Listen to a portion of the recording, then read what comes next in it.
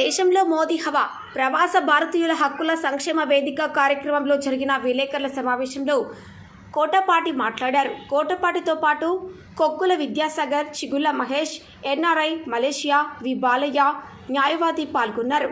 ఇటీవల వారం రోజుల పాటు బీజేపీ సీనియర్ నాయకులు కోటపాటి నరసింహనాయుడు, కొక్కుల విద్యాసాగర్ ఒరిస్సాలోని సంబల్పూర్ పార్లమెంటు నియోజకవర్గంలో పర్యటించారు. ఒరిస్సాలోని 21 స్థానాల్లో 15కు పైగా బీజేపీ గెలుచుకుంది. అదేవిధంగా మహారాష్ట్రలో 48 స్థానాలు, 40కి పైగా ఛత్తీస్గఢ్లోని మెజార్టీ స్థానాలు గెలుచుకుంటామని కోటపాటి నరసింహారావు, కొక్కుల విద్యాసాగర్, మహేష్, ఎన్ఆర్ఐ, వి బాలయ్య న్యాయవాది స్థానాలు గెలుచుకుంటామని ధీమా వ్యక్తం చేశారు. మోడీ హవా కొనసాగుతుంది. మేము ఇటీవల మహారాష్ట్ర, ఛత్తీస్గఢ్, అదేవిధంగా ఒరిస్సా ఈ రాష్ట్రాలు పర్యటించడం జరిగింది. ఒరిస్సాలోని సంబల్పూర్ నియోజకవర్గంలో వారం రోజుల పాటు ఆ ప్రాంతంలో తిరిగి వచ్చిన తర్వాత వెళ్లేటప్పుడే మహారాష్ట్ర అదేవిధంగా ఛత్తీస్గఢ్ లో కూడా అక్కడ ప్రజల అభిప్రాయాలు సేకరించిన తర్వాత ముఖ్యంగా ఈరోజు దేశవ్యాప్తంగా మోడీ హవా కొనసాగుతుంది.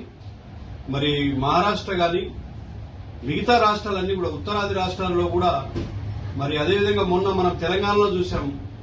మోడీ హవా ఈరోజు తెలంగాణలో 10 సీట్ల పైగా గెలవబోతుంది. అదేవిధంగా మహారాష్ట్ర 40 సీట్ల పైగా, ఒరిస్సాలో కూడా దాదాపు 15 సీట్లు గెలిచేటువంటి అవకాశాలున్నాయి. ముఖ్యంగా దీనికి ప్రధాన కారణం ఎన్డీఏ 10 సంవత్సరాల పరిపాలనలో ఎక్కడ అవినీతికి ఆస్కారం లేకుండా, గతంలో మనం చూసాం 2004 నుంచి 2014 వరకు యూపీఏ హయాంలో అనేక కుంభకోణాలు, బొగ్గు కుంభకోణం కావచ్చు, అగస్టా కుంభకోణం కావచ్చు, 2G కుంభకోణం కావచ్చు, ఎక్కడ పడితే అక్కడ వాళ్ళు అవినీతి చేసి ఈరోజు ప్రజలకు దూరమైనరు. ఈరోజు దాంతో పోల్చుకుంటే 10 సంవత్సరాలలో 2014 నుంచి 2024 వరకు మోడీ గారు ఒక నిజాయితీగా ఎటువంటి అవినీతికి ఆస్కారం లేకుండా పరిపాలన చేశారు. కాబట్టి మరొకసారి మోడీ గారు రావాలనేది ఈరోజు దేశ ప్రజల అభిప్రాయం. దానికి సంబంధించినటువంటి మేము ప్రత్యక్షంగా చూసి దేశంలోని పరిస్థితులు అంచనా వేసిన తర్వాత ఈరోజు బలంగా నేను చెప్పగలుగుతా, మూడవసారి మోడీ గారి ప్రభుత్వం ఎన్డీఏ 400 స్థానాలతోటి గెలవబోతుంది. దానికి ప్రత్యక్షంగా మేమే సాక్ష్యం.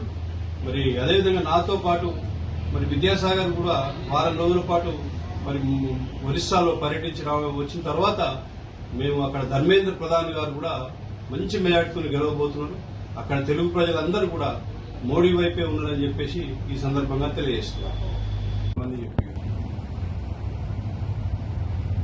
ఈసారి అబ్కీ బార్ 400 పక్కా. ఎందుకంటే గత 10 సంవత్సరాల్లో పిల్లలు ఇంట్లో కూర్చొని ఉంటుండ్రు. ఏమైనా స్కూల్ బంద్ ఉందంటే అవును ఈరోజు భారత్ బంద్ అంటుంది. మన భారతదేశంలో ఈ 10 సంవత్సరాలు ఎన్ని బంద్లు జరిగాయి.